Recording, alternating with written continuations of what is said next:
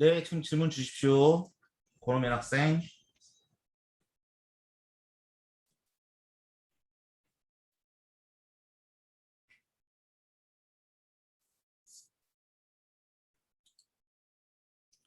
자, 우리 권호민 학생 질문 받고 나서 이제 학생들 좀 더 오는 거 기다리고 시작하도록 하겠습니다.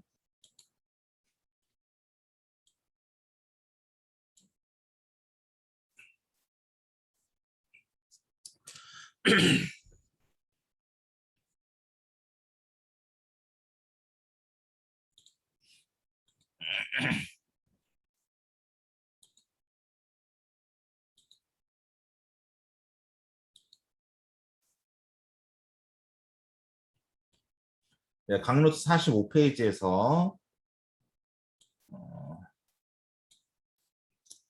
음, 그렇 뭔지 알겠다. 예, 권호민 학생이 하는 질문이 뭐냐면 HX 대신에 GX가 써야 되는 게 아니냐. 예, 맞습니다. 예, 맞아요. 정확히 엄밀하게 수학적으로 따지면 권호민 학생의 말이 맞습니다. 우리 이게 모델이라 그랬어요. 근데 사실은 제가 뭐 너무 엄밀하게 수학적으로 엄밀하게 쓰지 않은 것도 있긴 한데 우리가 그 AI 모델은 관용적으로 다 HX라고 씁니다.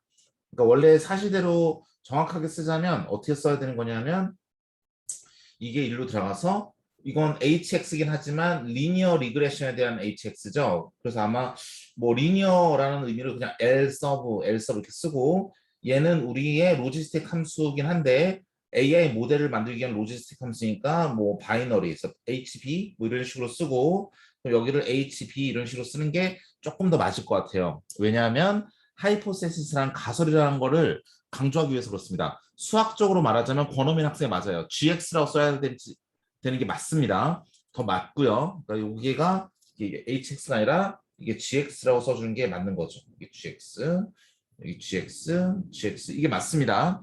근데 우리가 일반적으로 AI 모델을 다 그냥 HX라 부릅니다. 예, 그냥 이렇게 부르는 거라서 요게 이 기존의 HX에 시그모이드를 씌워서 새로운 HX를 만들었다. 이렇게 본다면 이게 맞는 거고요. 네. 그래서 우리가 그 AI 모델은 통계학에서 하이포세시스라고 말하기 때문에 그냥 H라고 부른다. 라고 해서 그냥 HX로 쓴 거라서 아마 모든 교과서 다 HX가 써있긴 할 겁니다. 하지만 수학적인 엄밀함을 지키고 싶다면 얘는 바이너리를 위한 H다 해가지고 바이너리 즉 이진 분류를 위한 H고 즉 모델이고 뭐 HB는 그렇죠. 예, 뭐 시그모이드 안에다가 뭐 H 서브 리니어 리그레션 들어간 거다. 뭐 이런 식으로 써주는 게 좀 더 수학적으로 좀 엄밀할 것 같습니다. 예, 되게 좋은 질문이고요. 예, 맞습니다. 호영 학생 좋은 포인트 잘 말씀드렸어요. 예, 그러면 이제 오늘 수업을 시작해 보도록 하겠습니다. 예, 지난 시간에 우리가 이제 이진분류를 배웠는데 이진분류 자체도 중요하긴 하지만 이 파일을 통해서 알 수 있던 건 뭐였죠? 우리가 자 보세요. 여러분 그 어제 지난번에 제가 시간이 뭐 모자라 있다기보다는 저희가 잠시만 뭐지? 잠시만요. 저희가 뭐 뭐지? 어떤 거였지? 잠시만. 자, 참가자 아니고 잠시만요. 저희가 어디를 봐야 되지? 잠시만요. 네. 아, 여기 있다. 네. 네. 네. 저희가 이거 참.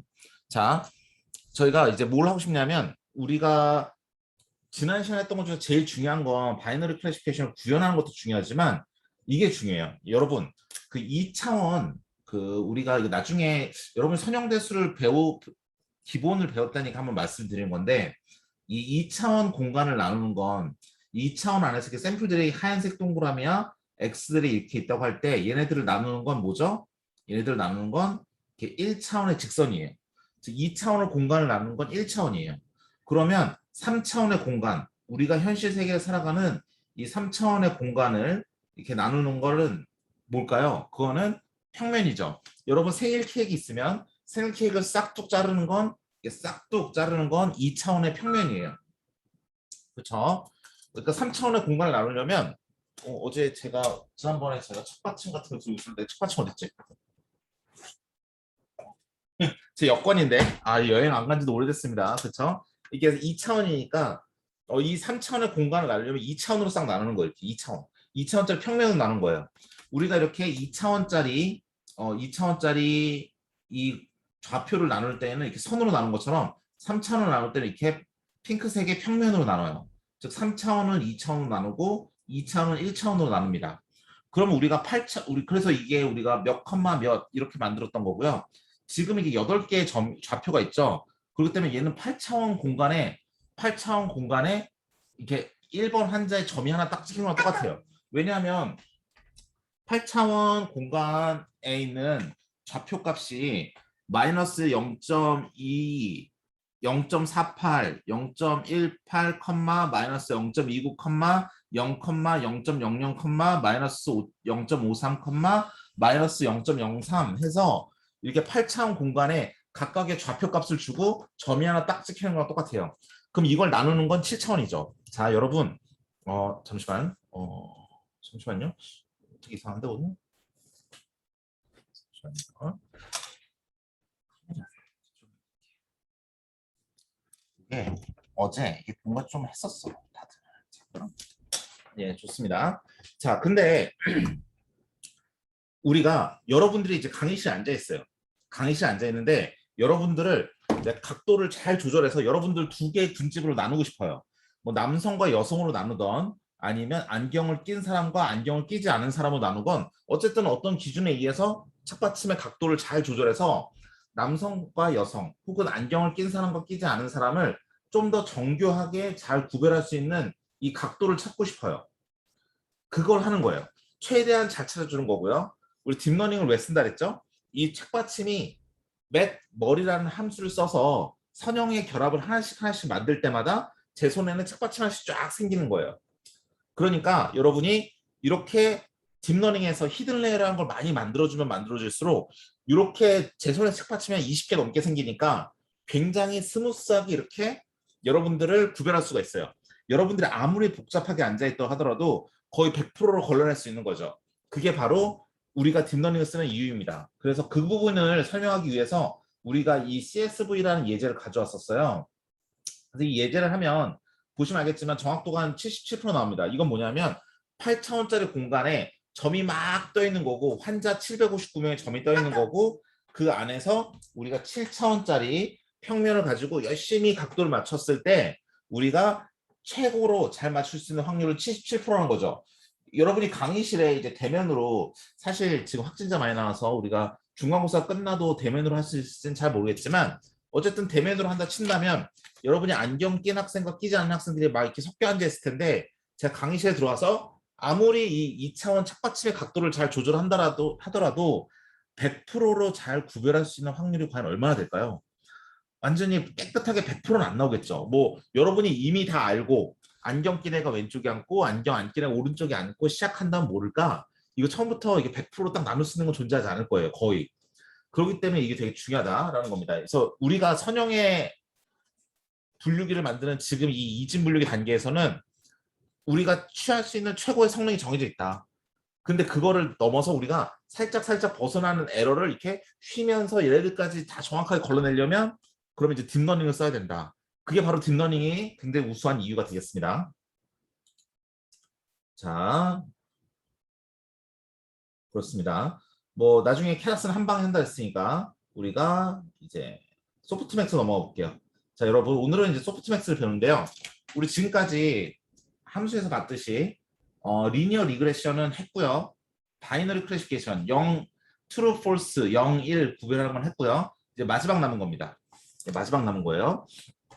자, 이건 뭐냐면 여러분이 밑에 보이는 그림처럼 그림을 주고 고양이인지 강아지인지 머그컵인지 모자인지 알아맞추는 그런 러닝 구조를 만들고 싶어요. 만약에 그렇다면 여러분들께서는 지금까지 OX로 나누는 분류기만 알고 있는데 이렇게 복잡한 분류기를 만들고 싶은 거죠. 이거랑 똑같은 거예요. 우리 학점을 A 플러스 F만 주던 분류기를 만들었는데 지금은 A, B, C, D 이 4개를 구별할 수 있는 분류기를 만들겠다는 거죠. 그래서 이렇게 좀 더 분류기를 만들면 이제서야 좀 근사한 이제 AI 같아요. 자, 이거는 어떻게 만들까요? 우리가 아는 건 지금 이것과 이거 두 개밖에 없어요. 우리가 수업 시간에 배운 건 우리가 선형의 분류기와 그 이진 아니 선형의 회귀 분석과 이진 분류기 이 두 개만 알고 있는 거고 요 마지막 건 아직 몰라요. 이걸 배워야 되는데 자, 우리가 아는 지식으로만으로도 할 수 있다는 거죠. 어떻게 가능할까요, 이게? 이게 뭐냐면 예를 들어서 이걸 해주고 싶다. 그러면 질문을 자, 그게 바로 이건데 자, 봅시다, 여러분. 천천히. 이건 좀 약간 이해할 때 좀 여러분이 머리를 좀 써야 되기 때문에 제가 너무 빨리 얘기해서는 좋지 않을 것 같아요. 천천히 얘기해 볼게요. 여러분, 요 A 여러분이 친구들이랑 손글씨를 썼어요. 김중원이 손글씨로 A를 두 개를 쓰고 A를 두 개 썼더니 컴퓨터가 제가 필기체가 A 이렇게 쓸 때도 있고 A 이렇게 쓸 때도 있고 방금 김중원이라는 사람이 똑같이 A를 썼지만 뭔가 조금 살짝 다르죠. 살짝 다르죠. 완전히 똑같진 않죠. 필기체니까 그렇습니다. 그래서 얘를 지금 이거 X축이라고 얘를 Y축이라고 한다면 얘는 지금 한 좌표가 어떻게 매핑이 되냐면 얘는 한 3,6이다. 이렇게 되고 얘는 한 뭐 4, 뭐 4다. 이렇게 나왔어요. 그러면 김중원이라는 사람이 또 B랑 숫자를 썼는데 얘를 숫자로 또 변화를 하면 얘는 1, 한 3 정도 되고 얘는 한 2, 2 정도 되는 것 같다. 근데 마지막 C라는 이제 손글씨 썼더니 얘는 좌표로 나타나면 어떻게 나타낼 수 있냐면 뭐 얘는 4,1인 것 같다. 뭐 이렇게 나타냈어요, 좌표를. 그럼 얘네들을 이렇게 딱 우리가 이걸 가지고 학습을 다 시켰어. 학습을 시킨 상태에서 만약에 새로운 손글씨 입력받았는데 만약 여기에 좌표에 해당하는 예를 들어서 뭐 0.7, 뭐 1.5에 해당하는 점이 딱 찍혔어요. 그럼 얘는 A일까요? B일까요? C일까요? 여러분 대답. 채팅창으로 한 명이 대답해 보시죠. 얘는 A, 이 보라색은 A라고 볼까요? B라고 볼까요? C라고 볼까요? B죠. 정우철 학생. 그렇습니다. 장두영 학생. 맞아요. 박은호 학생도 맞고요. 그러니까 대충 이거는 아무리 바보 같은 AI라도 솔직히 여기 찍혔으면 얘는 B라고 알아맞혀야지. 왜냐면 B는 대충 여기 있으면 B인 것 같고 여기에 오는 애들은 다 A. 이 뒤쪽은 다 A. 이쪽 오면 다 C 같고 대충 눈으로 봐도 이 정도는 알아맞힐 수 있어야지 이건 아무리 바보 같은 AI나 사람이라도 여기 있으면 B 영역에 있네라고 여기에 있는데 여기 찍힌데 얘를 가지고 너 A야, 너 B야, 너 C야, 너 A야, C야 이렇게 말하는 사람 없을 거예요. 우리가 궁금한 건 뭐냐면 한 이쯤에 오는 애들. 얘네들은 좀 애매하잖아. A일 것 같기도 하고 B일 것 같기도 하고 C일 것 같기도 해요. 그러니까 얘네들이 있을 때 얘가 A인지 B인지 C인지를 알아맞추는 거예요. 이걸 어떻게 알아맞추냐는 건데 통계적으로는 어떻게 하냐면 이제 통계적으로 어떻게 하는지 먼저 말씀드릴게요. 자, 그걸 말씀드리기 전에 제가 항상 드는 예제가 있어요. 제가 그 미국에서 박사할 때 2009년에 박사를 했습니다. 그래서 1999년에 이제 고려대학교 입학해서 2000, 2002년, 2004년도 졸업했지. 2004년에 졸업하고 그 다음에 석사를 바로 들어가서 2006년에 석사를 졸업했어요. 근데 그 당시는 이제 그 병역 특례 제도가 있었어요. 대기업도. 그러니까 지금은 병역 특례가 있긴 한데 석사 마치고 군대 가는 게 있긴 한데 그 제도가 중소기업만 있죠. 대기업은 없습니다. 근데 중소기업을 가더라도 1년 반 후에는 대기업을 이직할 수도 있긴 해요. 어쨌든 그렇게 해서 저는 이제 대기업 병역 특례를 가고 싶어서 군대도 안 가고 이제 석사까지 하고 이제 대기업을 갔는데 저는 이제 뭐 SK 같은 좋은 회사는 뭐 못 가고 저는 그때 LG전자를 갔어요. LG전자에 그래도 그나마 다행인 게 이제 서초동에 있는 양재에 있는 서초 R&D 캠퍼스라고 강남에 있는 연구소가 있어요. 그 LG전자 연구소에서 한 3년 일하면 이제 그걸 이제 군대 대신 해주는 건데 경력도 다 인정이 되고 월급도 똑같이 받습니다. 그러니까 뭐 계속 LG 다닐 생각이 있으면 제일 좋죠. 군대 안 갔다 오고 바로 입사하는 똑같은 거니까. 뭐 그 중간에 훈련소 한 달만 다녀오면 됩니다. 예. 그래서 이제 학사하고 석사하고 LG전자 3년 다니다가 이제 3년 다니다가 이제 LG전자 다닐 때 아 유학 가야겠다 생각이 들어가지고 이제 미국으로 박사를 가려고 준비해서 회사 다니면서 준비해서 이제 3년 병역 특례 이제 군대 딱 끝나는 해가 이제 2009년 3월에 끝났는데 그때 바로 이제 미국에서 이제 합격을 받아서 이제 8월 달에 이제 미국에 있는 대학으로 박사학위로 입학을 했어요. 근데 제가 다닌 학교가 제 홈페이지 여기 보시면 이 강의 슬라이드 이 제일 아래 여기 보시면 여기 제 홈페이지 있죠. 이 홈페이지 들어오시면 이제 제가 뭐 어떤 연구를 하고 무슨 이력을 가지고 있고 이게 다 나와 있으니까 뭐 가보면 아시겠지만 제가 그 미국에서 있는 학교 이름이 유니버시티 오브 서든 캘리포니아라고 그래서 우리 그 한국 사람이 엄청 많은 학교예요. 그 학교에 가면 도산 안창호 선생이 다녔어요.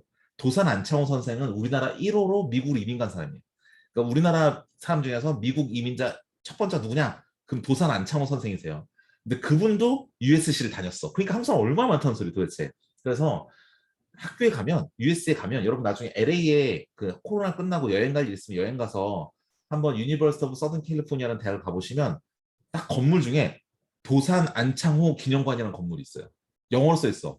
도산 안창호 라이브러리인가? 뭐 하우스인가? 뭐 써 있습니다.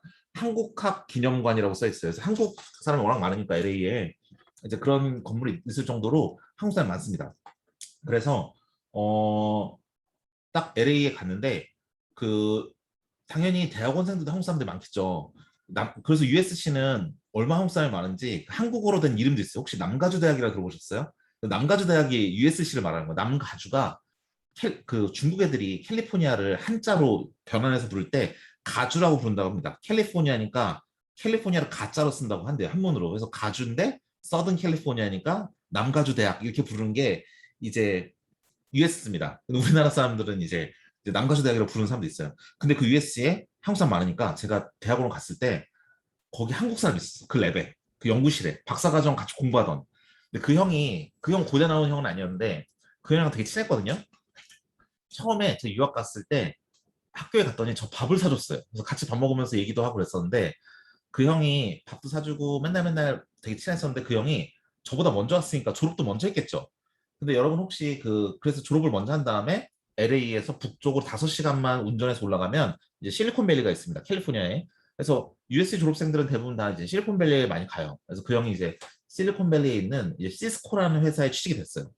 시스코라는 회사에 취직이 됐는데 그래서 갔죠. 근데 저는 그때만 해도 아 미국에서 박사 끝나고 한국 가야지라는 생각이 있어서 미국에서 취직할 생각이 별로 없었습니다. 저는 이제 현대나 SK나 뭐 삼성이나 이런 대기업을 되게 가고 싶어서 그냥 한국에 가야지 이렇게 생각했는데 그래서 그 형을 이제 빠이빠이 할 때 이제 뭐라 생각했냐면 아 저 형을 이제 이승에서 보는 마지막 날이다. 내가 저 형 볼 일이 없다 했는데 여러분도 아시겠지만 저도 졸업하고 이제 인텔로 가는 바람에 인텔이 그래도 지금은 SK 하이닉스랑 뭐 삼성이랑 이런 회사들이 세계 1, 2를 다투지만 원래 인텔이 제가 다닐 때는 인텔이 원래 반도체 1등이었는데 요즘은 좀 밀렸죠. 그래서 인텔로 갔는데 저는 졸업하고 그래서 인텔을 다녔어요.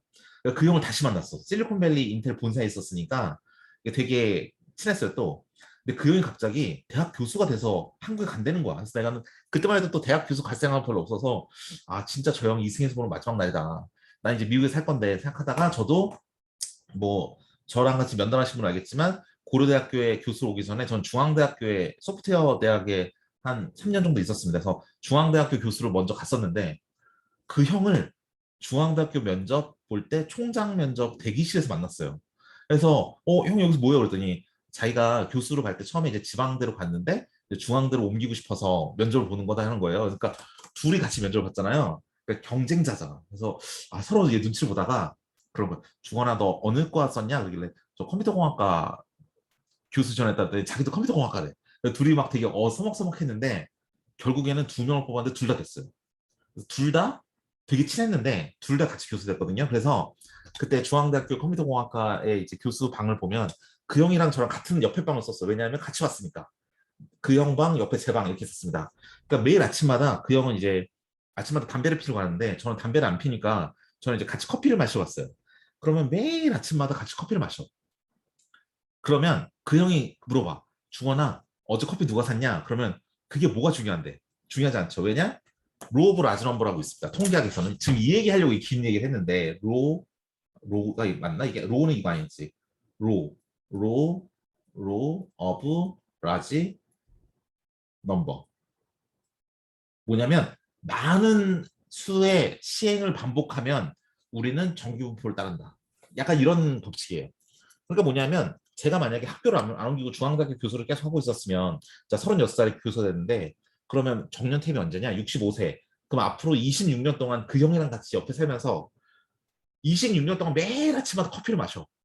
365일. 그러면 대략 한 한 몇천 일을 같이 마시는 거죠. 그러면 몇천 일 중에 한두 번은 제가 더 살 수도 있고 덜 살 수도 있어요. 하지만 로우 오브 라지 넘버에 의해서 언제나 정기분포에 수렴한단 말이에요. 그러니까 여기서 보시는 것처럼 이 분포도 지금은 우리가 볼 때 A가 두 개밖에 없고 B도 두 개밖에 없고 C도 하나밖에 없어서 샘플은 굉장히 적지만 A를 무수하게 제가 숫자를 손으로 A를 엄청나게 많이 그렸어. 2,000개를 그렸어. 그럼 그 모양을 좌표로 그리면 여기에 다 몰려 있을 텐데 그게 이렇게 산처럼 생겼을 거예요. 얘도 산처럼 생기고 얘도 산처럼 생길 거예요. 그렇죠. 그 분포에 몰리는데 내가 항상 B처럼 쓰고 싶어 하니까 B가 가지는 기본의 모양이 있을 거고 약간 엇나가서 필기체처럼 쓴 글씨들이 주변에 있을 거고 이렇게 분포가 점점 산으로 보이게 되니까 이게 확률적인 통계 분포죠. 그럼 결국에는 얘가 경계선이 이렇게 보여줄 거예요.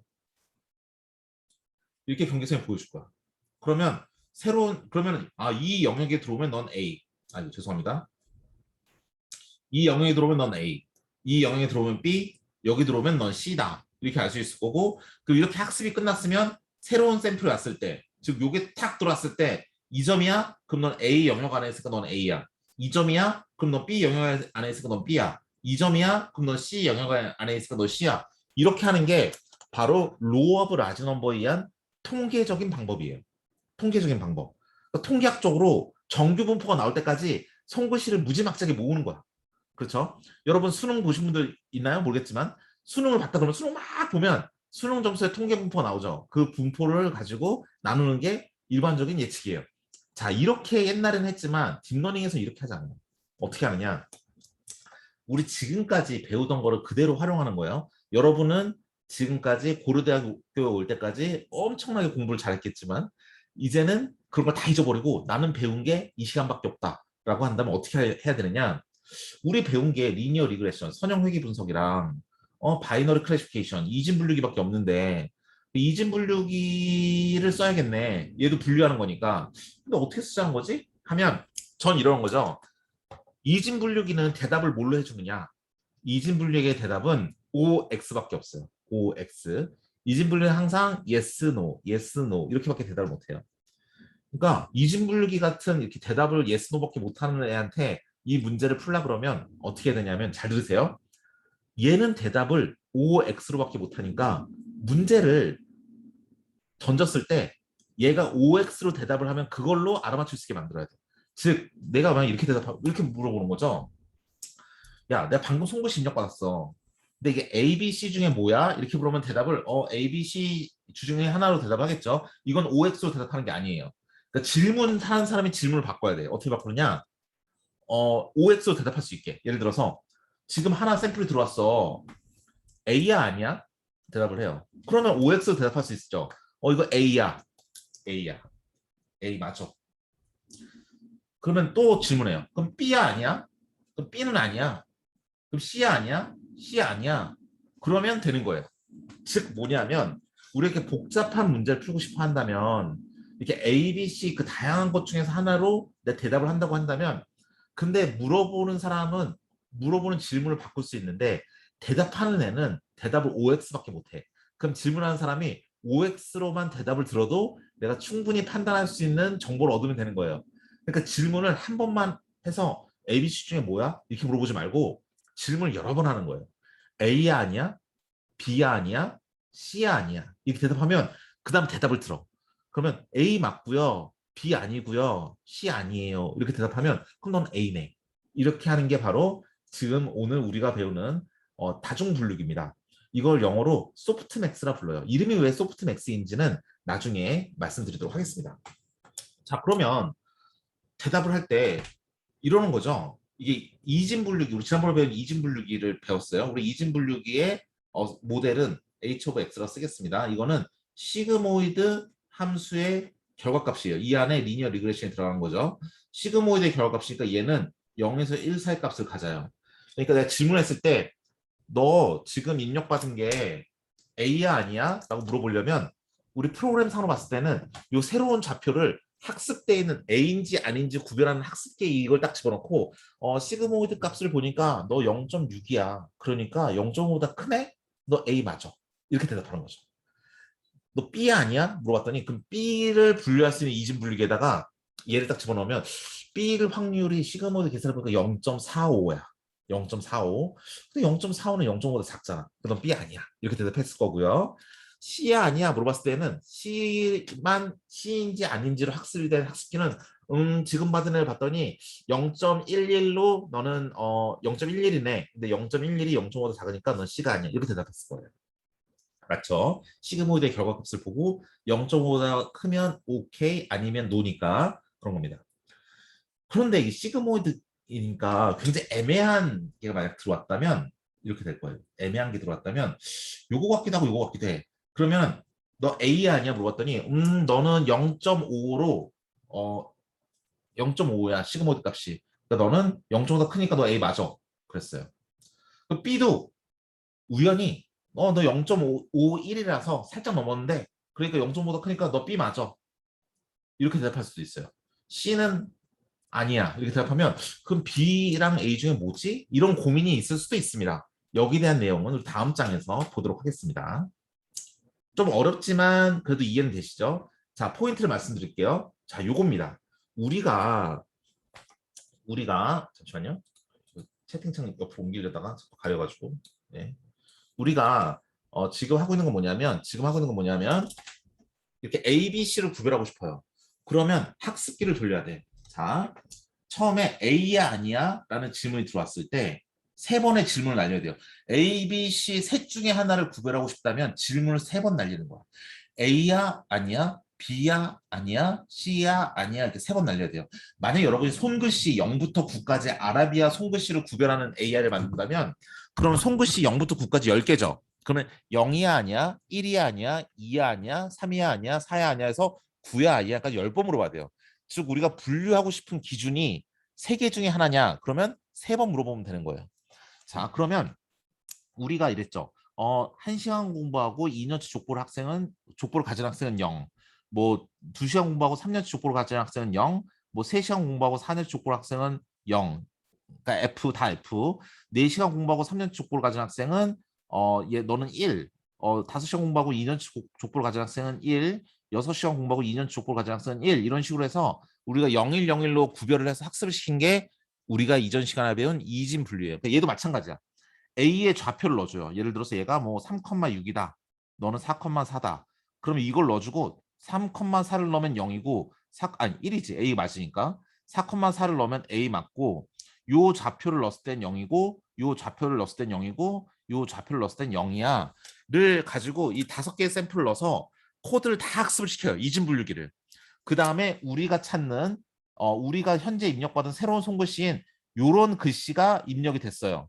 그러면 우리가 이진 분류기의 굵은색 선을 학습을 했으니까 너는 지금 0에 해당하는 아니야의 영역에 속해 있네. 그러니까 넌 A가 아니야. 이렇게 대답하는 겁니다. 아시겠죠? 우리 그러니까 요거 구현하는 건 뭐랑 똑같냐면 우리 이진 분류기 구현했던 요거랑 똑같은 거예요. 여기에 이거 이진 분류기 코드죠. 텐서플로우. 여기에 요 6개의 이 시험 점수 대신에 여기에 A, B, C에 해당하는 좌표와 거기에 해당하는 5개의 샘플을 요것만 넣어주면 이 과정을 통해서 우리가 학습시킬 수 있고 맨 마지막에 이 모델에다가 요 X 언더바 데이터 대신에 우리 새로 입력받은 예를 들어서 뭐 3,3이다 이런 애를 넣어주면 모델 값이 시그모이드로 나올 거예요. 그러면 0.5보다 크다? 그럼 이건 A 맞아. 0.5보다 작다? 그러면 A 아니야. 이렇게 대답하면 되는 겁니다. 이게 바로 A야 아니야를 물어보는 과정이었고요. 그러면 그럼 이번에는 또 다른 코드가 하나 더 있어요. 그 코드는 B일 땐 1이래. 그러니까 요 좌표를 넣었을 땐 1, 이 좌표를 넣었을 땐 1. B가 아닌 나머지는 다 0이야. 얘는 0, 얘는 0, 얘는 0. 이렇게 한 다음에 학습을 다 시켜요. 그러면 선형의 분류기가 나오겠죠. 우리는 아직 선형이에요. 그렇죠? 매트릭스 멀티플리케이션, 리니어 컨비네이션 한 번만 했으니까 요 까만색 선이 나와요. 그럼 새로 입력을 받았어. 새로 입력을 받았던 얘가 요쪽에 있대. 그럼 얘는 B 아니네. 뭐 0.44 4인가 보다. 그러니까 오징어 게임 0.456이다. 그래가지고 얘는 0보다 작으니까 1이야. B가 아니야. 이렇게 말을 한 거예요. 자, 그러면 똑같은 논리로 제일 왼쪽에 가면 그럼 A야 아니야 물어봤고 B야 아니야 물어봤고 C야 아니야 물어봤으니까 C는 C일 때만 1이고 이 C가 아닌 애들은 다 0인 이 상황에서 코드를 돌리면 요 선이 나올 텐데 알고 봤더니 우리 이 점의 좌표가 여기 있는 점의 좌표가 C는 아닌 쪽에 들어가 있다라고 한다면 그러면 C도 아니야. 이렇게 되는 거예요. 아시겠죠? 원래 이렇게 한 다음에 이제 나온 결과를 보고 A도 아니고 B도 아니고 C도 아니야? 좀 애매한데? 이렇게 되는 거고 A 맞고 B 아니고 C 아니야? 그럼 넌 A야. 이렇게 되는 겁니다. 그런데 솔직히 A, B, C 셋 중에 하나로 구별을 해주니까 이거 어떻게 해줘야 되나 이런 고민이 생깁니다. 그럼 어떻게 하냐면 만약에 시그모이드 값이 얘가 0.777이라고 777로 얘는 A가 맞다 그랬어요. A 맞아. 그다음 얘는 0.456으로 B가 아니야 이랬고 C는 0.111로 C가 아니야 이랬어요. 그러면 당연히 A죠. 왜냐하면 우리가 A가 여기는 A 맞다 그랬고 여기는 B가 아니라 그랬고 C가 아니라 그랬으니까 A 맞아요. 그런데 만약에 이게 0.777이 아니고 이거 0. 만약 477이다. 그러면 얘도 아니고 얘도 아니고 얘도 아니고 셋 다 아니라는 소리잖아요. 그럴 때는 어떻게 해야 되냐면 혹은 얘가 0.5001이에요. 0.5를 살짝 넘었어. 그러니까 B 맞아. C는 0.111이라서 여전히 C는 아니에요. 근데 A는 0.999야. 그러면 여러분 이게 A는 0.999라서 A인 거고 시그모이드 값이 B는 0.50001이라서 B가 살짝 넘어서 B가 맞대요. 그러면 지금 방금 입력받은 데이터는 A일까요? B일까요? 자, 여러분 채팅창에 한번 남겨주시기 바랍니다.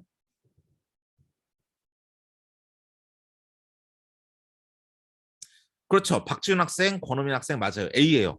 시그모이드 값이 그렇죠. 정우철 학생도 맞습니다. 시그모이드 값이 A랑 얼마나 비슷하냐 물어봤더니 거의 1에 가깝게 0.99999 이러고 있으니까 너 진짜 A랑 정말 비슷한가 보다 이러고 B냐 아니냐 물어봤더니 0.500000001 이래버리면 살짝 넘어서 그냥 B랑 되게 비슷한가 보다. 그러니까 약간 이렇게 A 이렇게 썼는데 얘가 약간 이렇게 써가지고 이게 어떻게 보면 얘가 약간 이게 B처럼 보일 수도 있겠다. 뭐 약간 이런 느낌.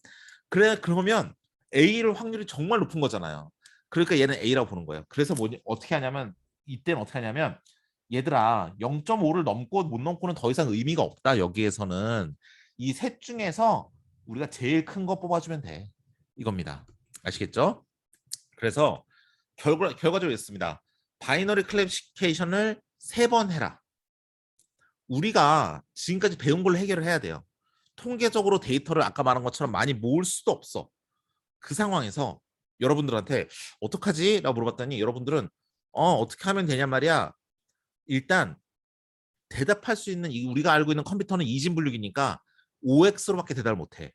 그런 애를 앞에 딱 앉혀놓고 A인지 B인지 C인지를 알고 싶다면 그래? 그럼 질문을 OX로 대답해도 충분하게 바꿔주자. A냐 아니냐, B냐 아니냐, C냐 아니냐 이렇게 3번 질문을 해주면 OX를 함으로써 우리는 판단할 수 있다. 그런데 이 OX로 얘기하는 이 아이의 머리 자체도 알고 보면 시그모이드를 가지고 계산을 하는 거다. 지난 시간에 배웠듯이 0.5를 넘으니까 O라고 대답했던 거고 0.5를 못 넘으니까 X라 대답했던 거야. 그러면 OX라 듣지 말고 시그모이드 값만 가져와 보자. 그러면 A 맞고요. B 아니고 C 아니에요. 말했던 A의 머릿속은 0.999, 0.456, 0.1 이렇게 대답했던 거니까 그 중에서 제일 큰 거 찾아주면 되는 거다는 거죠. 그럼 항상 제일 큰 애 한 명이 나올 거니까 오케이라는 거죠. 이게 바로 이제 시그모이드를 하는 방법입니다. 즉 바이너리 클래시피케이션을 3번 돌리는 거죠. 만약에 아라비아 숫자처럼 0부터 9까지 10개 중에 하나를 구별해야 되는 손글씨 인식기다. 나는 숫자 손글씨 인식기예요. 0부터 9까지 인식해야 돼요. 라고 했다면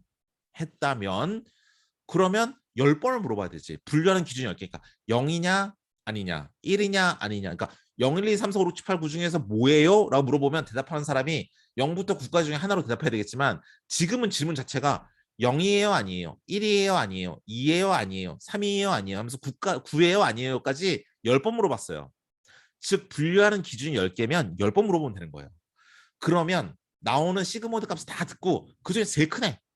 7대가 제일 컸네. 그럼 넌 7이야. 이렇게 알아맞추는 게 바로 우리가 배우는 소프트맥스라는 겁니다. 왜 이름이 소프트맥스냐? 뭐 소프트라는 이름이 왜 붙었는지는 잘 모르겠는데 맥스는 뭐냐면 주어진 시그모이드 중에서 제일 큰 값을 뽑는다라는 의미에서 맥스라는 이름이 붙어 있는 겁니다. 자, 여기까지 하면 다 끝난 거나 마찬가지인데 하나만 더 뭐냐면 사람들이 그래요. 어떻게 하는지 알겠어.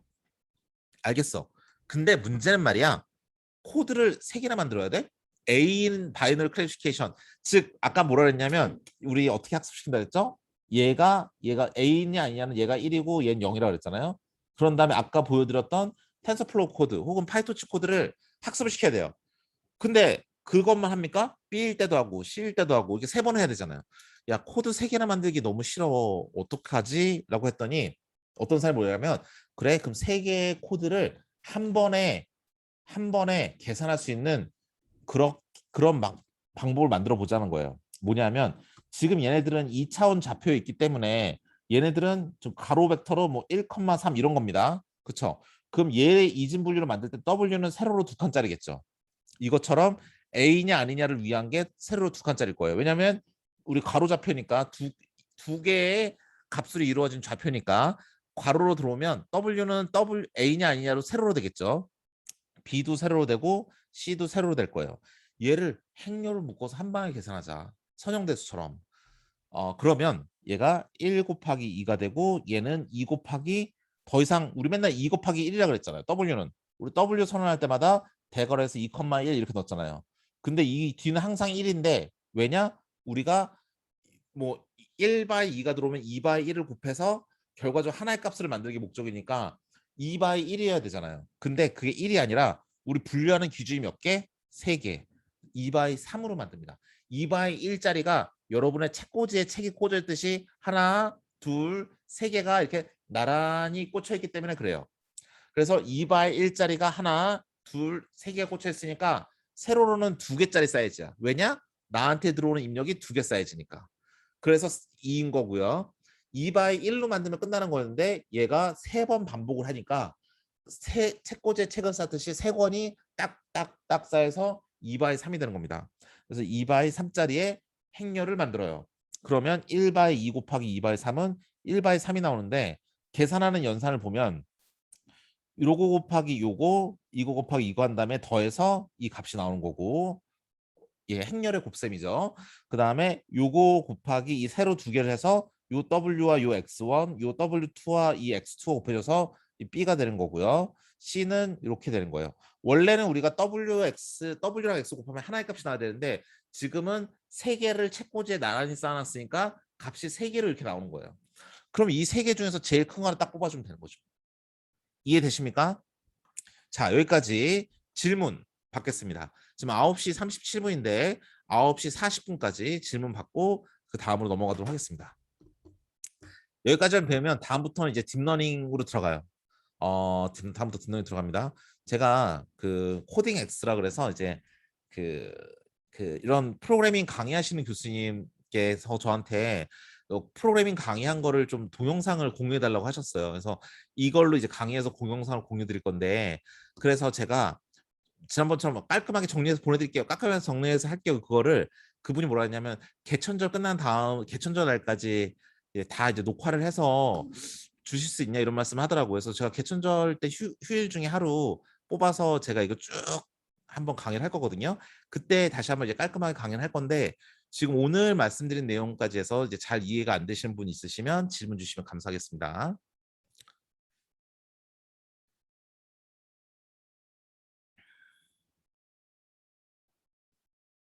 예.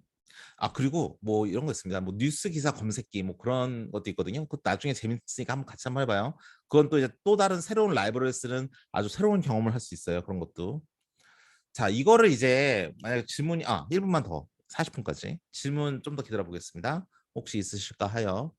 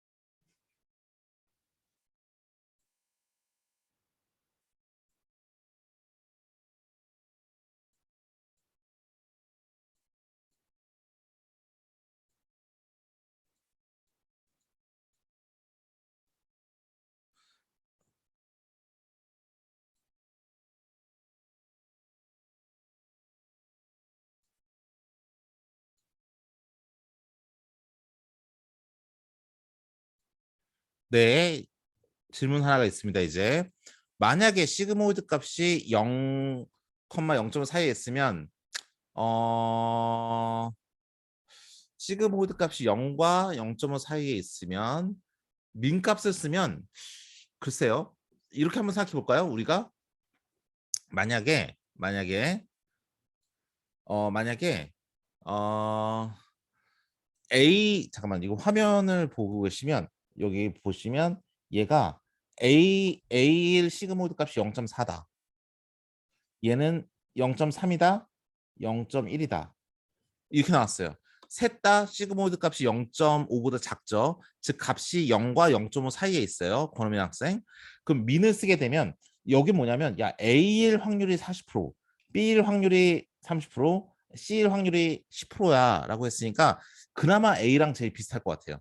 저 값이 크면 클수록 비슷하다는 소리거든요. 그렇기 때문에 그런 와중에서도 맥스를 찍는 게 더 맞을 것 같습니다. 이해되실까요?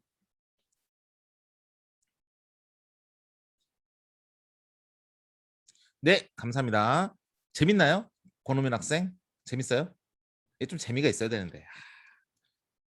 좀 어렵나요? 좀 어렵긴 하죠. 재밌나요? 그런데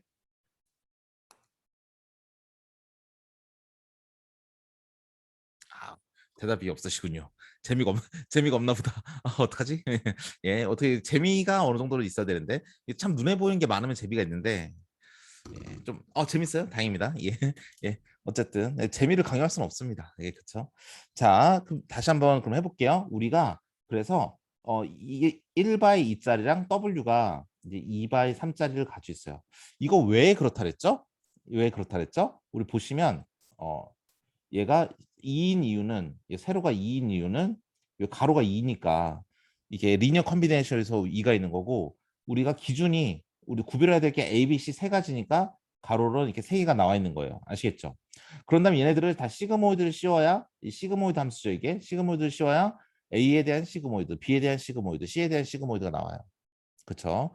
그런데 뭐 우리가 A냐 아니냐, B냐 아니냐, C냐 아니냐 물어봤을 때는 아까 권호민 학생 물어봤던 것처럼 0.4, 0.2, 0.1 이렇게 나올 수가 있어요. 근데 어떤 학생이 이렇게 생각할 거예요. 다 더해서 1이 돼야 되지 않을까요? 왜냐하면 A, B, C 셋 중에 하나니까 확률적으로. 그러면 사람들이 뭐라고 대답하냐면 저의 대답은 뭐냐면 우리가 이 왼쪽에 있는 이거 다 더해서 1이 아닌 이거 지멋대로인 이거는 이런 거죠. 새로운 게 들어왔을 때 A, B, C, A냐 아니냐를 판단할 때에는 나는 B가 어떻게 생겼는지 C가 어떻게 생겼는지 나는 아무 상관없어. 아무 상관없이 근데 순수하게 지금 방금 입력받은 게 A랑 얼마나 비슷하냐 물어본 거예요. 그 다음에 얘 입장에서는 순수하게 B랑만 나는 A가 어떻게 생겼는지 C가 어떻게 생겼는지 관심이 없어. 단지 B랑만 얼마나 비슷하냐. 얘는 나는 너가 A와 나는 A가 어떻게 생겼는지 B라고 어떻게 생겼는지 난 알지도 못해. 단지 지금 받아들인 인풋이 나인 C와 얼마나 비슷한지만 알려준 거예요. 그러니까 얘네들끼리 다 더했을 때 1이 된다는 보장은 없어요. 그런데 얘네들을 0.1, 0.2, 0.4가 나왔다면 0.4 더하기 0.2 더하기 0.1분의 0.4를 해서 값을 내고 뭐 이거 분의 0.2 이거 분의 0.1 해서 값을 내면 얘네 세 개 다 더하면 1이 되겠죠. 이건 뭐냐면 일종의 이렇게 변환시키는 건데 이거 상대평가입니다. 뭐죠? 아, 너가 지금 방금 뭘 하나 입력받았는데 A, B, C가 여기 다 있다. 그럼 이 중에서 너 뭐랑 A랑 얼마 비슷해? B랑 얼마 비슷해? C랑 얼마 비슷해? 이렇게 물어본 겁니다. 그러니까 왼쪽과 오른쪽은 살짝 달라요, 의미가. 왼쪽은 여러분이 보실 때 이 왼쪽은 나는 다른 글씨는 어떻게 되는지 전혀 모르는데 나랑만 얼마나 비슷한지 알려줘 이거였고 오른쪽은 자 A, B, C가 이렇게 있는데 이 중에서 A랑 비슷한 확률, B랑 비슷한 확률, C랑 비슷한 확률을 물어본 거예요. 그러면 다 더했을 때 1이 나오겠죠. 자, 그런데 그렇다 하더라도 우리는 항상 맥스 값만 찍어줘요. 제일 큰 값. 그리고 이런 계산한다 해서 제일 큰 값이 뭔지는 변하지가 않아요. 어차피 결과는 비슷할 겁니다. 근데 이걸 쓰는 이유는 텐서플로우 안에 소프트맥스라는 함수를 쓰면 이런 식으로 결과를 내주거든요. 이 중에서 제일 큰 값을 뽑아내면 되기 때문에 소프트맥스라는 함수는 이런 값을 도출하니까 우리가 이렇게 쓴다라고 아시면 되겠습니다. 네. 그리고 우리가 학습을 한 다음에 그러니까 데이터를 많이 가지고 학습을 한 다음에 이제 새로운 인풋을 받으면서 평가를 하게 될 텐데요. 그때 보시면 우리가 예전에 이런 코드를 보시면 이게 지금 이진분류기인데 이진분류기 코드를 보시면 어 우리가 이렇게 y 값이 하나 돼 있죠.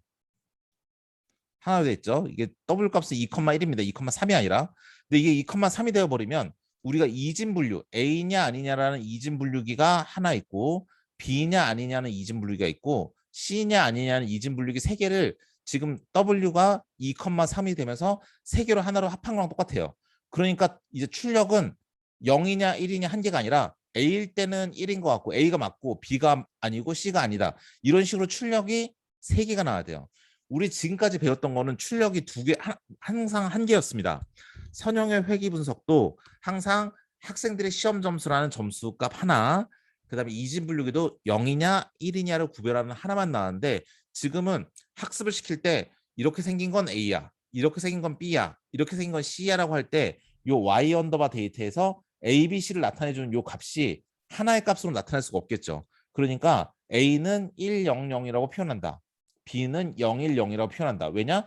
B면 A는 0이고 B는 1이고 C는 0이다. 이렇게 대답을 해야 되니까 C는 0, 0, 1이라고 표현한다. 이것처럼 우리가 하나의 값으로 A, B, C인지를 표현하는 게 아니라 1, 0, 0, 0, 1, 0, 0, 0, 1 같은 이 원핫 인코딩이라 부르는 이 방식으로 데이터를 표현합니다.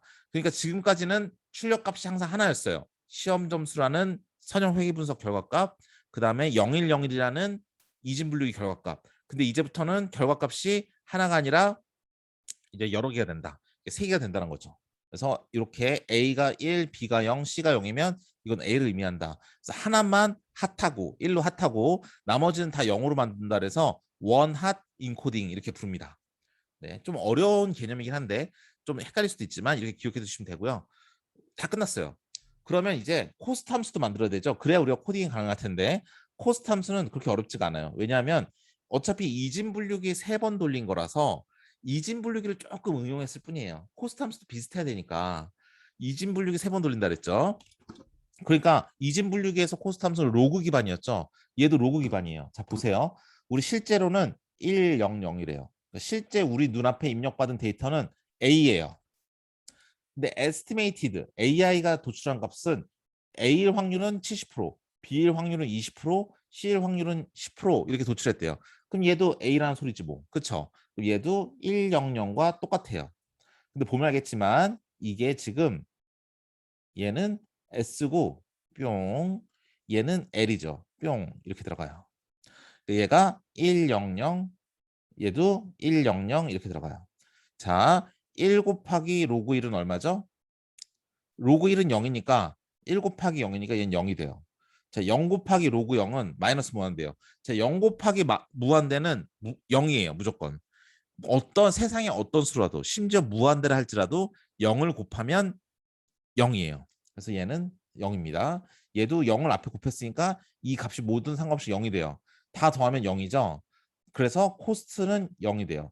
우리 옛날에 이진 분류기 할 때 제대로 잘 알아맞혔으면 코스트는 0이다 그랬으니까 지금 이 경우도 100일 때 우리가 AI가 100으로 제대로 알아맞혔으면 코스트가 0이 된 거예요. 자, 그러면 얘가 만약에 제대로 알아맞춘 거 말고 잘못 알아맞혔다고 해봅시다. 그럼 얘가 AI 값인데 잘못 알아맞혔어요. 얘가 0.2고 얘가 0.7이라고 해봅시다. 이게 잘못 알아맞혔으면 얘는 지금 0, 1, 0이니까 나는 지금 B라고 대답을 한 거예요. 실제로는 A인데. 그쵸? 그럼 이렇게 L을 여기다 넣어보고 S를 여기다 넣어보면 얘는 1, 0, 0이니까 여기 1, 0, 0이 되고 나중에 다 더할 거고 얘는 0, 1, 0이 된 거예요. 자, 보시면 자, 1 곱하기 로그 0이에요. 자, 1 곱하기 로그 0을 하면 로그 0은 마이너스 무한대죠. 근데 1을 곱했죠. 그럼 여기 일단 마이너스 무한대가 살아나요. 앞에 플러스 마이너스 있으니까 나중에 플러스가 되겠지만 자, 무한대라는 건 여러분 수학과 2, 3학년 때에는 이제 해석학이라는 걸 배우거든요. 해석학이라는 수업을 들으시면 혹시나 들으실 일이 있어서 들으신다면 수학과에서 해석학은 무한대라는 건 아까처럼 0을 곱했을 땐 사라지지만 무한대를 더하거나 빼면 항상 무한대예요. 예, 그렇기 때문에 얘는 무한대가 한 번 딱 발생하잖아요. 그러면 얘를 없앨 방법이 없어요. 아예 발생할 때 0을 곱해서 없애주든지 지금처럼 한 번 어디선가 무한대 딱 발생하면 계속 빼주더라도 무한대는 안 빠져요. 그냥 무한대예요. 그러니까 무한대를 한 번 발생하면 끝이에요. 코스트 값은 무한대다. 이러고 끝나버립니다. 아시겠죠? 그럼 이건 뭐죠? 만약에 이게 100일 때 얘도 나란히 똑같은 숫자로 얘가 100이면 얘가 100이면 얘도 똑같이 100이어야지. 만약에 비트가 하나 엇갈려서 얘가 1, 0이 어디선가 하나 생기는 순간 무조건 생기게 돼 있죠. 생기는 순간 무한대가 발생해요. 항상 무한대예요. 아시겠죠? 그래서 이 코스트 이 엔트로피라는 함수인데 여러 개가 다 같이 있어서 이 비트가 엇갈리면 크로스되면 무한대가 발생한다 그래서 이름이 크로스 엔트로피입니다. 그래서 얘가 1, 1, 0, 0, 0, 0 이렇게 제대로 알아맞혔을 때는 0이지만 여기서 뭐라도 하나 엇갈리면 그 순간 무한대가 된다. 즉 틀린 거죠. A라고 알아맞혀서 똑같이 100이라 나와야 되는데 B라고 돼서 010이 되건 C라고 대답해서 001이라고 대답하건 일단 이렇게 엇갈려 버리면 무조건 무한대가 되는 그런 함수다라고 아시면 되겠습니다. 이거는 파이썬으로 짜야 되는데 사실 텐서플로우에서는 여기에 대한 라이브러리를 기본적으로 제공해 주기 때문에 프로그래밍 자체는 우리 지난번 했던 거랑 거의 비슷해요. 자, 이거는 딱 봤을 때 이게 다 끝났습니다. 왜냐면 우리 어떻게 모델을 만드는지도 배웠고 코스트 함수도 배웠으니까 끝난 거예요. 자, 이제 라이브러리를 어떻게 쓰는지를 볼 건데 소프트맥스는 정말 많이 쓰여요. 여러분 AI 한다면 뭐만 상나요? 아, 저 자동차를 타고 가다가 자율주행차를 타고 가다가 저 앞에 신호등이 있으면 자동으로 빨간색 신호등을 딱 디텍션해서 차가 사람이 안 타고 있다가도 딱 멈추고 뭐 이런 거 생각 많이 하잖아요. 여러분 AI로 할 수 있는 걸 뭐가 있을까 막 생각을 해보면 대부분이 다 소프트맥스예요. 예를 들어서 파란색과 빨간색 신호등을 우리가 구별해서 그거를 카메라로 인식해서 우리가 뭘 한다라고 한다면 일단 인식을 해야 될 거 아니에요. 그렇죠? 그럼 빨간색과 파란색과 주황색 셋 중에 하나를 구별한다. 소프트맥스지 뭐. 대부분이 다 소프트맥스예요. 텐서플로우나 파이스토치에서는 이런 소프트맥스에 대한 함수를 많이 제공을 하고 있습니다. 거기에 대해서 구현에 대해서 알아볼 건데 자, 이 크로스 엔트로피까지 즉 코스트 함수까지 이해가 잘 되실까요? 저희가 이제 다음 주에는 이제 대단원이 하나 끝났으니까 간단한 숙제가 하나 나올 겁니다. 숙제가 나올 거예요. 그 숙제를 다음 주 수요일 날 저희가 이제 쭉 복습하는 코딩을 한번 코드를 보면서 꼼꼼하게 얘기를 해본 다음에 라이브러리 쓰는 거에 대해서 얘기해 본 다음에 숙제를 내주고 그다음에 인공신경망으로 넘어갈 거라서 여기까지 확실하게 이제 여러분 개천절 휴일 날 쭉 보면서 공부를 하시면 좋을 것 같습니다. 여러분 친구들끼리만 오케이 하신다면 단톡방을 통해서 계속 질문해 주시면 좋고요. 뭐 이메일도 좋지만 단톡방이 좀 더 빠릅니다. 저는 메일은 하루에 메일이 거의 뭐 70 몇 편씩 옵니다. 한번 보여드릴까요? 지금 메일 보이시죠? 지금 메일 70개씩 와요. 저 맨날 다 확인하는데 그래가지고 한번 클릭하면 얘 다 그냥 밀려가지고 그런 메일이 왔었는지 막 2, 3일 후에 상나고 막 이래요. 그러니까 메일도 좋지만 뭐 카톡이나 개인톡 아시죠? 개인톡이나 단톡방으로 물어보시면 뭐 연휴 중이라도 제가 대답을 드릴 수 있을 것 같아요. 자, 그러면 한 5분, 55분까지 2분 정도 시간이 있으니까 질문 있으시면 채팅창으로 질문 남겨주신 다음에 그걸 본 후에 이제 구현으로 넘어가겠습니다.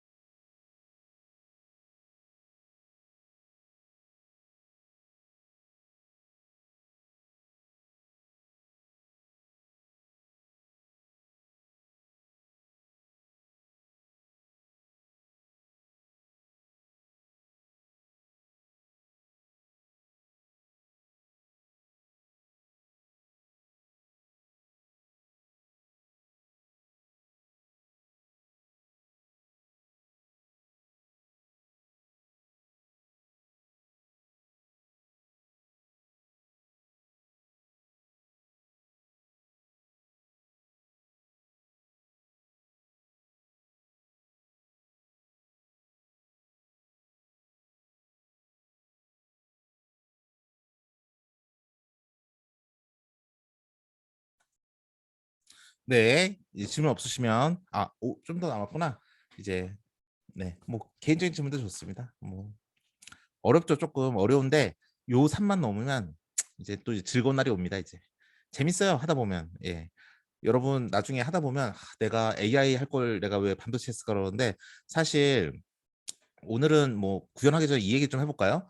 자, 여러분 그 어떤 분들은 이제 하도 요새 AI가 날리니까 컴퓨터과 입결이 엄청 높다 그러더라고요. 근데 솔직히 저 때도 높긴 했는데 저 때는 높았죠. 높았는데 전기전자공학보다 좀 더 높았던 것 같기도 하고 잘 모르겠습니다. 한 비슷했어요. 근데 2012년인가? 그때 혹시 여러분들은 2012년 때 9살 전이니까 초등학생이겠네. 그쵸? 그때 대성학원 그 수능 배치표를 보면 그 전국 대학의 뭐 고려대 포함해서 컴퓨터 공학과가 그 입결이 공대 중에서 제일 낮았어요. 나 때는 안 그래요. 그때 저 동기들 국어학번 컴퓨터과 국어학번 단톡방에 있는데 어떤 애가 이제 그 걔는 이제 졸업하고 이제 학원 하는 애인데 그 배치표를 사진을 캡처해서 올려준 거예요. 근데 고려대학교 컴퓨터과가 이게 제일 낮았어요. 이렇게 자연계에서. 그래서 딱 보면서 뭐라 하냐면 사실상 뭐 서울대 뭐 고대 연대 묶어서 스카이라고 표현하는 사람도 있지 않습니까? 걔가 뭐라 했냐면 이렇게 학원에 있으니까 그런 말 쓰나 봐요. 그래서 사실상 스카이 최하위 학과라고 그래가지고 연락 쪽팔렸던 적이 있습니다. 아씨 뭐야 우리과 왜 이렇게 됐지? 그런 생각이 있었는데 공대의 특징은 뭐냐면 항상 이게 인기가 돌고 돕니다. 여러분 지금은 상상이 안 되겠지만 저 대학 입시할 때 의대보다 셌던 데가 건축과였어요. 건축과. 건축과 지금은 공대에서 그렇게 막 최상위권 아니지만 건축과가 왜 이렇게 셌는지 모를 정도로 건축공학과가 그때 의대보다 셌어요. 그래서 제 친구 중에서 전 재수했는데 재수학원 친구 중에서 어 뭐 이건 팩트니까 뭐 수원 아주대학교가 저희 때는 98학번, 99학번, 00학번, 01학번, 02학번 이 5개 학번이 아주대 입결이 연대보다 높았습니다. 그때는 아주대학교가. 그때 아주대가 왜 이렇게 높았냐면 대우가 있었거든요. 대우가 이제 IMF 때 망했는데 대우 때문에 졸업하면 원래 아주대가 대우재단이에요. 요새 중앙대학교는 두산재단이고 성균관대학교는 삼성재단이고 이런 것처럼 그때 아주대가 대우재단이에요. 지금도 대우재단이에요.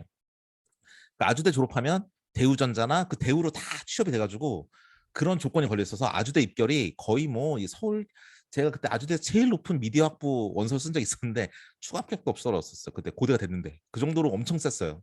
근데 그런 정도인데 걔가 아주대 게다가 의대를 붙었어. 근데 재수학원을 왔는데 걔가 홍익대학교 건축과를 갔는데 지금은 아주대 의대를 다니다 홍익대 건축과 간다 그러면 좀 많이 좀 약간 의아하겠지만 저희 그때 재수학원 우리 반 친구들은 뭐라 생각했냐면 그럴 수도 있지 이렇게 생각을 했었어요. 그 당시는 그런 세대. 왜냐하면 건축과 애들 사이에서는 홍익대가 인기 되게 좋습니다. 왜냐하면 홍대가 그 미대가 유명하잖아요. 그러니까 건축 설계나 인테리어 쪽은 얘가 홍대 건축가 출신들이 좀 많다고 합니다. 그래서 그런 수업도 많이 하고 학교 자체가 그 예술 교육을 많이 시키니까 약간 건축가 애들은 또 홍익대학교에 대한 그런 선호도가 좀 있다고 합니다. 그래서 우리 때 그 아주대 저희 때 아주대 의대는 연대 의대보다 셌어요. 왜냐하면 말씀드렸지만 저희 학번 때 아주대는 엄청 셌으니까. 그래서 아주대 의대를 다니다가 애가 재수를 해서 홍대 건축과를 갔는데 그 친구 지금 뭐 하고 있을지 참 궁금합니다. 뭐 잘 먹고 잘 살겠죠? 뭐 머리는 좋은 애니까. 그래서 어쨌든 대학 공대 입시는 항상 입결이 돌고 돌아요. 뭐 제가 뭐 특정 대학을 지금 얘기하긴 했지만 다 좋은 학교들이고 그리고 뭐 과 입시가 뭐 어떻게 될지 압니까? 뭐 10년 지나면 또 다시 건축과가 막 올라갈지 막 갑자기 막 통일이 돼가지고 막 다 북한에 길 닦으러 간다고 다 토목공학과 1등하고 막 그럴 수도 있습니다. 의대보다 세지고 이제 뭐 세상은 다 돌고 도는 거고 공대도 다 돌고 돌아요. 어 그래서 AI를 전공을 할 걸 이 시대에 생각할 수도 있어요. 왜냐하면 AI가 하도 날리고 요새 컴퓨터 공학과가 진짜 세다 그러더라고요. 저 때도 세긴 했지만 아까 말했듯이 2012년에 상상도 못할 일이 10년이 지나자마자 이제 컴퓨터 공학과 다시 탑으로 올라왔는데 사실 인공지능은 지금 배우는 거 있잖아요. 제가 마지막에 우리 끝날 때쯤에 뭐 하고 싶은 게 있어요. 지금 여러분을 위한 특별 선물이 있습니다. 뭐냐면 반도체 공학에 인공지능이 어떻게 쓰이는가 이겁니다. 자, 첫 시간에 얘기했지만 인공지능이라는 건 도구의 학문이에요. 도구야. 인공지능을 의사들이 배우면 의료에 쓸 수 있어. 의사가 하지 않아도 자동으로 뭐 마취약을 투약하거나 아니면 자동으로 환자 컨디션을 관리해서 잘 관리해 주거나 이런 것도 할 수 있고요. 전자 전기 이런 데 쓸 수도 있고요. 그다음에 농업에도 쓸 수 있고 그렇잖아요. 농업에도 자율적인 IoT로 뭐 센싱을 해서 그 정보를 인공지능으로 처리해서 뭐 농작물이 자라는데 온도 같은 걸 맞춰준다든지 그런 데도 쓸 수 있고 또 막 전투 체계나 무기 체계나 뭐 국방과학에 쓸 수도 있고 뭐 사이버 국방과에다 하는 것처럼 그렇게 할 수도 있고 그래서 AI 기술은 일종의 도구의 학문이에요. 잘 쓰면 내가 공부하는 거에 정말 좋은 거야. 그렇기 때문에 이거 AI는 나랑 상관없는데 왜 자꾸 하지? 라고 하지 마시고 어차피 파이썬을 공부할 때 제가 반도체 공학과 교수님들한테 듣기로는 여러분들께 파이토치나 텐서플로우 라이브러리를 쓸 수 있게 해달라. 왜냐하면 하이닉스 가면 여러분 커리큘럼에도 나중에 보면 빅데이터 이런 게 있어요. 하이닉스 입사하시면 다 AI를 반도체 적용하는 일을 요새는 제일 많이 해요. 그렇기 때문에 이 AI 기술 나중에 여러분 다시 한번 3, 4학년이 되면 또 만날 거예요. 그때 돼서는 저보다 더 훌륭하신 분들이 가르쳐 주시겠죠. 그래서 그런 분들이 가르쳐 주실 때 저런 거구나 다시 이해를 한 다음에 그때 되면 또 이제 여러분의 이제 지식이 월등히 향상됐을 거니까 이제 지금 받아들인 내용보다 더 빠르게 받아들일 거예요. 저는 지금 여러분께 코딩 위주로 가르쳐 드리는 거고 이걸 수학 위주로 가르쳐 주는 사람도 있을 거예요. 그래서 이런 걸 잘 도구를 잘 갈고 닦는 거죠. 여러분 손에 옛날에는 신석기 돌도끼밖에 없었지만 지금 레이저 총이 이제 생긴 거랑 똑같아요. 그럼 반도체 공학이라는 것을 이해하는 데 있어서 AI를 접목해서 이해하면 최고의 기술자가 될 수 있어요. 제가 아까도 잠깐 얘기했지만 원래 고려대 교수 오기 전에 중앙대 교수하고 있었는데 그때 은퇴하신 교수님 중에 한 분이 대단한 분이 계셨어요. 그분이 이제 중대 컴공과 교수를 65세까지 하시고 이제 은퇴하셨는데 그분이 자기의 1호 제자가 지금 카이스트 교수하고 있고 그러니까 중앙대 나왔는데 중대 나와서 유학 갔다 와서 카이스트 교수 하신 분 계시고 2호 제자도 지금 그 이제 중대 나와서 유학 갔다 와서 걔도 지금 포항공대 교수를 한대요. 그러면서 자기는 자기 제자 중에 카이스트 교수도 있고 포항공대 교수도 있다 해서 다들 오막 이랬던 게 기억이 나는데 그분이 전공했던 게 뭐냐면 전공이 블록체인이나 AI 기술까지는 아니더라도 소프트웨어 관련된 반도체 관련된 소프트웨어에서 그분이 우리나라에서 최고 중에 한 명이었거든요. 그래서 엄청 돈을 많이 버셨어요. 진짜 떼돈을 버셨어. 그것처럼 여러분도 이제 반도체를 하시는 데 있어서 이제 SK 하이닉스에서 승승장구하실 때 있어서 약간 다 대부분 다 기본적으로 반도체는 다 알아. 당연히 반도체 회사 다니까 다 그러니까 한국 사람이 한국말 다 잘 알아. 똑같은 느낌이죠. 반도체 공학과 나오신 뭐 SK 하이닉스에서는 다 반도체 다 잘하겠지. 근데 거기서 내가 AI 기술을 가지고 반도체의 뭐 생산이라든지 반도체를 설계를 한다든지 반도체에 대한 수율을 높이는 이런 모든 과정에서 AI 기술을 적극적으로 빠르게 적용하고 소프트웨어를 구현할 수 있는 능력이 된다면 그 중에서 탑이에요. 예, 그런 사람들이 돈을 많이 버는 겁니다. 여러분께서는 뭐 그런 사람이 되시는 데 있어서 뭐 초석이 되는 공부라 생각하시고 좀 어렵게 느낄 수 있어요. 특히 1학년 1학기 때 우리가 시험을 배울 때는 되게 재밌게 하나하나 했지만 지금은 살짝 어려운 걸 배워요. 지난번 어떤 학생이 질문했죠. 좀 지난 학기보다 어려운 것 같습니다. 당연히 어려워요. 왜냐하면 라이브러리를 쓴다는 건 기본적으로 그 하나하나를 다 C로 코딩하기엔 너무 힘드니까 라이브러리를 제공해 주는 거예요. 보면 알겠지만 편미분 해야 되는데 C로 편미분 짠다 생각해 보세요. 머리가 아프죠? C로 편미분 짜는 건 컴퓨터과 애들도 수치 해석을 들어야지 할 수 있어요. 이런 거를 라이브러리니까 한 줄에 딱 끝나는 거야. 그냥 몇 줄 그냥 갖다 붙이면 끝나는 거야. 요런 거를 할 줄 아는 기술을 가르치는 게 이 수업이기 때문에 라이브러리를 쓰는 거기 때문에 이렇게 좀 약간 살짝 이렇게 조금 C로 그냥 단순히 짤 수는 없구나라는 것에 대해서 안 다음에 그거를 그러면 이렇게 한 줄로 코드를 쓰면 끝나는 거야. 라고 딱 배우는 게 저희 과목의 목적이라 약간 이론은 어려울 수 있습니다. 그리고 이론 설명이 들어갈 수밖에 없어요. 이렇게 이론이 들어가기 때문에 이렇게 라이브러리를 쓰는구나. 이렇게 스토리가 진행이 되기 때문에 그렇습니다.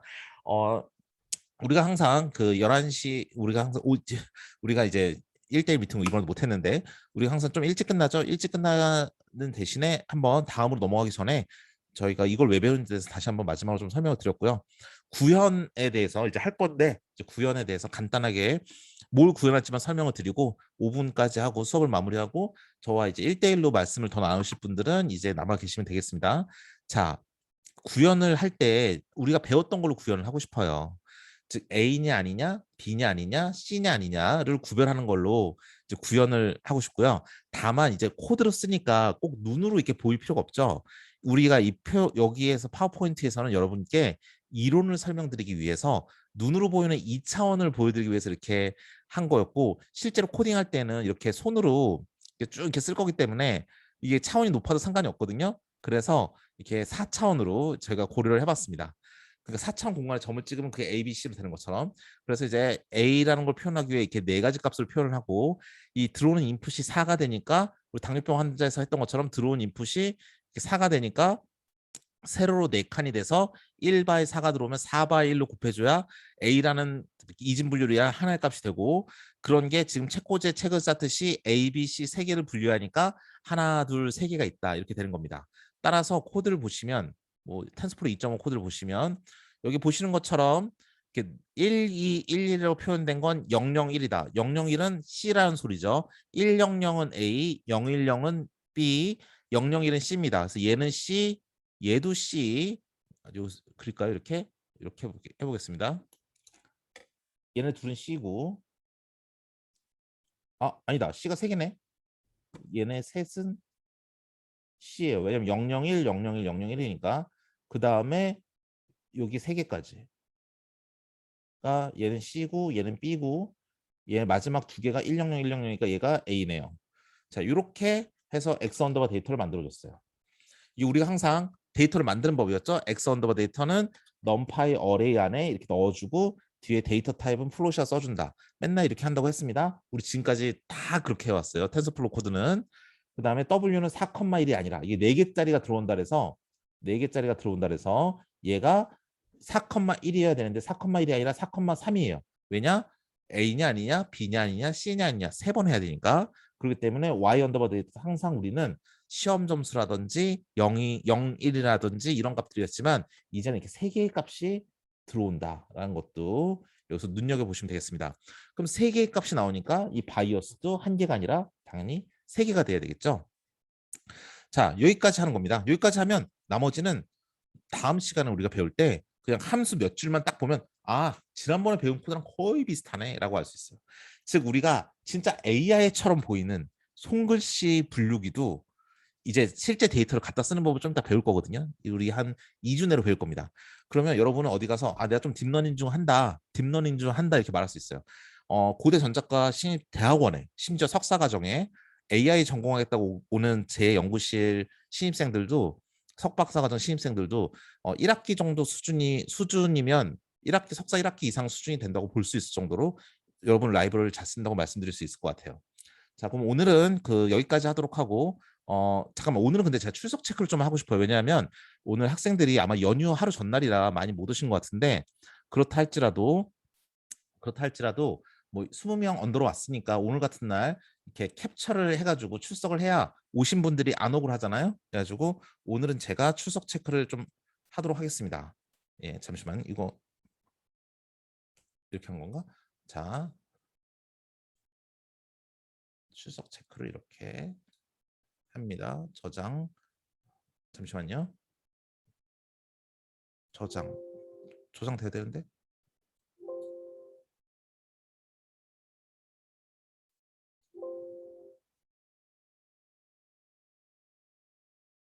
예. 뭐야 이거 안 돼. 예.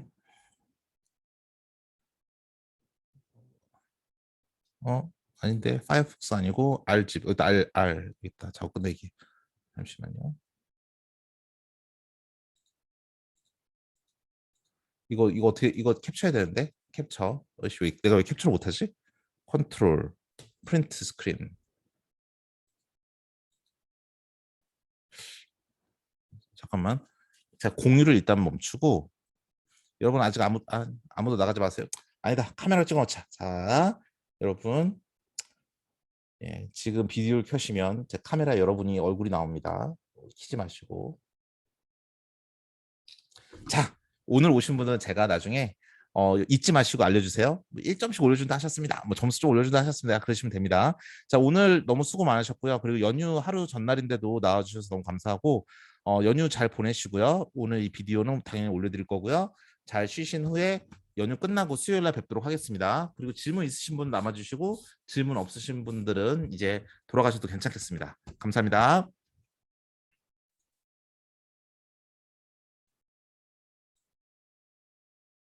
네, 감사합니다. 이태키 학생.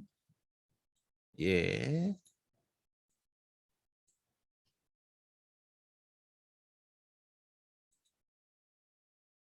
예, 감사합니다.